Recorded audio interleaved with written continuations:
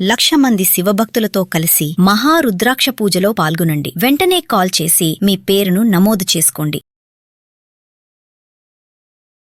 మన విజయనగరం అంటేనే విద్యలకు పుట్టినిల్లని మరొకసారి చెప్పనవసరం లేదు. ఎందుకంటే నీట్ ఎగ్జామ్లో అంటే ఫలితాల్లో ప్రభంజనం చూపించారు మన విజయనగరం విద్యార్థులు అని చెప్పొచ్చు. అటువంటి వారిలో ఒకరైన దయతుల్లా ఉన్నారు. ఒకసారి ఆయనతో మాట్లాడదాము. నీట్ ఎగ్జామ్లో ఎన్ని మార్క్స్ వచ్చాయి, అసలు తన యాంబిషన్ ఏంటనేది తన మాటలో అడిగి తెలుసుకుందాం. హాయ్ నాన్న. చెప్తున్నారా నీకు ఎన్ని మార్క్స్ వచ్చాయి? 446 మార్క్స్ వచ్చాయి. MBBS డాక్టర్ అవ్వాలనుకుంటున్నాను. నువ్వు అంటే నీ ఈ మార్క్స్ సాధించడానికి నీ ఎంత కష్టపడ్డావు నీ మాటల్లో చెప్పు.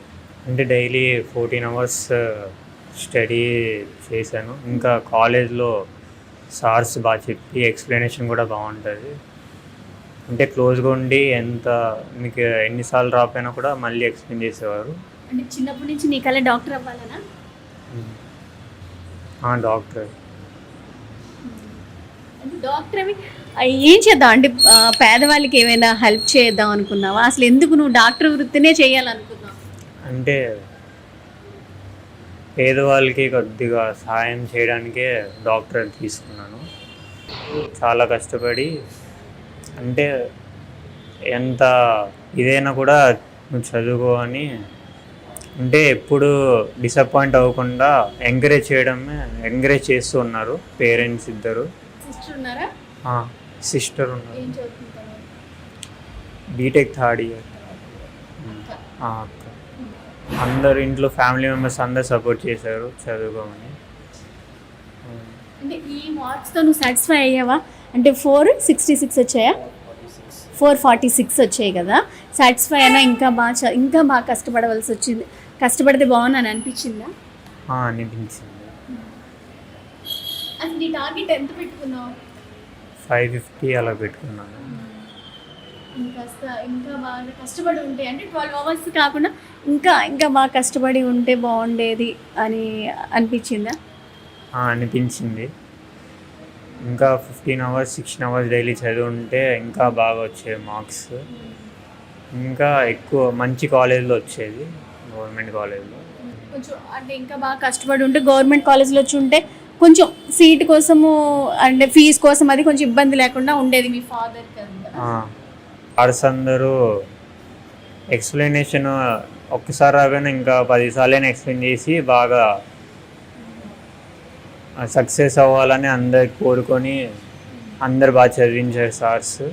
ఇప్పుడు మళ్ళీ నీట్ ప్రిపేర్ అయిన వాళ్ళు ఉంటారు, వాళ్ళకి నువ్వేం చెప్పదలుచుకున్నావు? అంటే 12 అవర్స్ కష్టపడితే నీకు ఈ మార్క్స్ వచ్చాయి, అవి నువ్వు ఇంకా సాటిస్ఫై అవ్వలేదు, కానీ సీట్ అయితే వస్తుంది. MBBS నువ్వు అనుకున్న లక్ష్యాన్ని అయితే సాధించావు అని చెప్పొచ్చు. మిగతా కొత్తగా వచ్చే స్టూడెంట్స్కి నువ్వేం చెప్పదలుచుకున్నావు? అంటే డైలీ వర్క్ చేసుకొని అంటే టైంపాస్ అవ్వకుండా ఫ్రెండ్స్ టైంపాస్ చేయకుండా సార్ చెప్పినవి చదువుకొని మళ్ళీ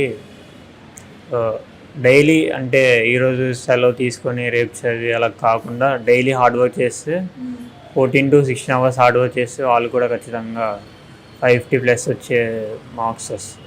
అందరికీ నమస్కారం అండి. నా పేరు doctor Srinu Reddy, NEET biology faculty. So AIT కాలేజ్లో చాలామంది పిల్లలు లాంగ్ టైం తీసుకుంటారండి. చాలా హార్డ్ వర్క్ చేస్తారు.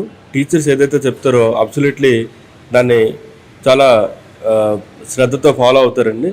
కానీ అన్ఫార్చునేట్లీ మన జరిగిన నీట్ ఎగ్జామ్లో కొన్ని ఫ్లాస్ జరగడం వల్ల పిల్లలు కాన్ఫిడెన్స్ కోల్పోయి మొదటిసారి వచ్చిన మార్క్స్ లో చూసుకుంటే ఇప్పటికీ డిఫరెన్స్ ఒక 100 మార్క్స్ డిఫరెన్స్ వచ్చిందండి. సో దీనివల్ల ప్రతిసారి ఇలా జరిగిందంటే పిల్లలు కాన్ఫిడెన్స్ కోల్పోవడం చాలా బాధాకరమైన విషయం అండి ఇది. సో ఇప్పుడు మా కాలేజీలో చదువుతున్న ఒక విద్యార్థి హిదయతుల్లా, ఓకేనండి, హిదయతుల్లా మంచి మార్క్స్ అబ్టైన్ చేశాడండి.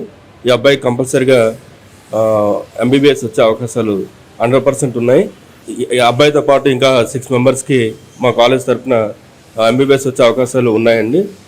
సో ప్రతిసారి కూడా పిల్లలు మానసికంగా ఇబ్బంది పెట్టకుండా ఒక ట్రాన్స్పరెన్సీ వేలో నీట్ కండక్ట్ చేస్తే ఆ పిల్లలకి కొంచెం కరేజ్ అండ్ కాన్ఫిడెన్స్ని డెవలప్ చేస్తని ఒక ఫ్యాకల్టీగా మనస్ఫూర్తిగా కోరుకుంటున్నాను.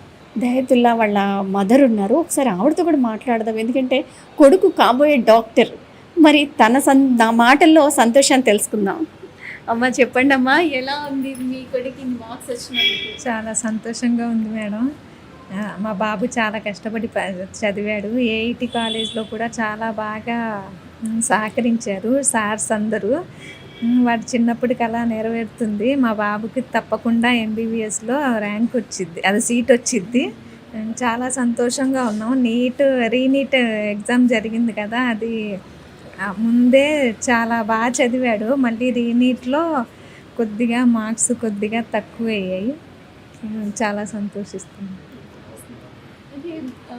మీ పాప ఇంజనీర్, మీ ఇంట్లో అంటే ఇంజనీర్ ఒకరు డాక్టర్ ఒకరు ఉన్నారు, కాబోయే డాక్టర్. అంటే ఎలా ఉందంటే మీ ఆనందానికి? చాలా సంతోషంగా ఉంది మేడం. ఎందుకంటే మేము మిడిల్ క్లాస్ ఫ్యామిలీ మాది. పిల్లల్ని బాగా చదివించాలనే ఉద్దేశంతోనే మేము డాక్టర్ చేయాలని మా బాబుని నీట్లో జాయిన్ చేసాం. మేము చాలా సంతోషంగా ఇంటి ఉన్నాం. దగ్గర ఎలా అంటే ఇప్పుడు కాలేజీలో జాయిన్ చేసిన తర్వాత కోచింగ్ అనేది ఒక విధంగా ఉంటుంది, ఇంటి దగ్గర ఏ విధంగా ప్రిపేర్ అయ్యేవాడండి? మొబైల్ చూడటం ఇలాంటి పూర్తిగా మానేశాడా? ఓన్లీ నీట్ మీద కాన్సన్ట్రేషన్ చేస్తున్నాడు? ఎలా అవును మేడం, మొత్తం టీవీ ఫోన్ మొత్తం మానేశాడు. ఇక్కడ ఏఐటీలో ఎలా చెప్పారో ఇంటి దగ్గరకు కూడా వచ్చి అలాగే ప్రిపేర్ అయ్యాడు. చూసారు కదా, విద్యార్థి మాటల్లో, అలానే వాళ్ళ టీచర్ మాటల్లో, అలానే వాళ్ళ మదర్ మాటల్లో కూడా అంటే కష్టపడితే ఫలితం తప్పకుండా ఉంటుంది. విద్యార్థులు మొబైల్కి దూరంగా ఉంటూ కేవలం వాళ్ళ లక్ష్యం మీదే గురి పెడుతూ చదువుతూ ఉంటే వాళ్ళు ఖచ్చితంగా విజయం సాధిస్తారు అనడానికి ఇది ఒక మచ్చుతురక అని చెప్పొచ్చు. నిజంగా ఇలా విద్యార్థులు వాళ్ళకు ఒక టార్గెట్ పెట్టుకొని చిన్నప్పటి నుంచే మేము ఇది అవ్వాలి, ఒక డాక్టర్ అవ్వాలి, ఇంజనీర్ అవ్వాలి అనుకుంటూ ఒక యాంబిషన్ పెట్టుకొని చదివితే నిజంగా ఫలితం ఉంటుందని అయితే చెప్పొచ్చు. విజయనగరంలో నీట్ ఎగ్జామ్లో అంటే ఇంకా 6 విద్యార్థులు అయితే ప్రతిభ కనబరిచారు.